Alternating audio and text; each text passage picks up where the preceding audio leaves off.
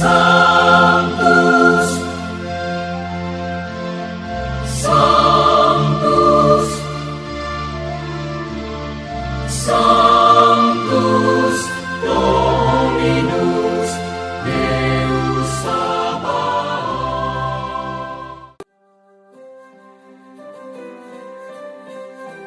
Greg Tan, anak muda yang bangun 141 gereja itu, dulu jualan gorengan di kampus. Melihat hasil perjuangannya saat ini, semua orang pasti berdecak kagum. Betapa tidak, sudah 141 buah gereja yang ia bantu, mulai dari renovasi, menuntaskan pembangunan yang mangkrak sampai dengan membangun dari nol sampai tuntas. Pekerjaan yang sangat tidak ringan ini ia lakukan karena kecintaannya pada Tuhan dan gerejanya.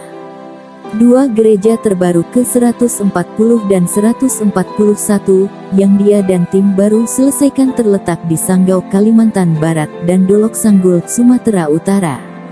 Gereja yang 141 itu tersebar di seluruh Indonesia.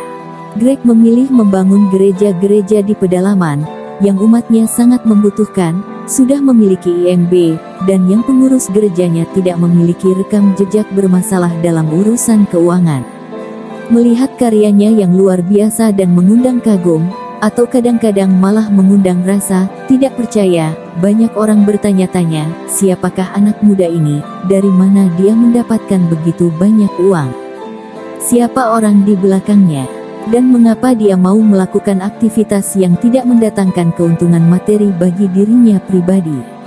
Albertus Gregorius Tan atau yang biasa dipanggil Greg atau Albert ini kelahiran Jakarta, tanggal 8 April tahun 1990 dari pasangan Katarina Yulani dan Athanasius Andri. Kini Greg hanyalah karyawan sebuah bank swasta, bukan pemilik bank itu. Sejak kecil dia menyaksikan elan vital atau daya juang luar biasa pada kedua orang tuanya. Dari kerja keras kedua orang tuanya tersebut, dia dan keluarga boleh dikatakan berkelimpahan secara materi.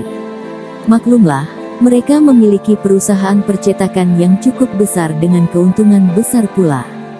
Dengan itu, mereka bisa memiliki rumah dan beberapa mobil.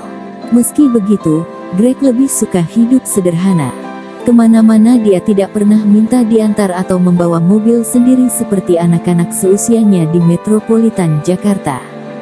Dia lebih suka menggunakan angkot atau kereta api. Menangis dalam hati.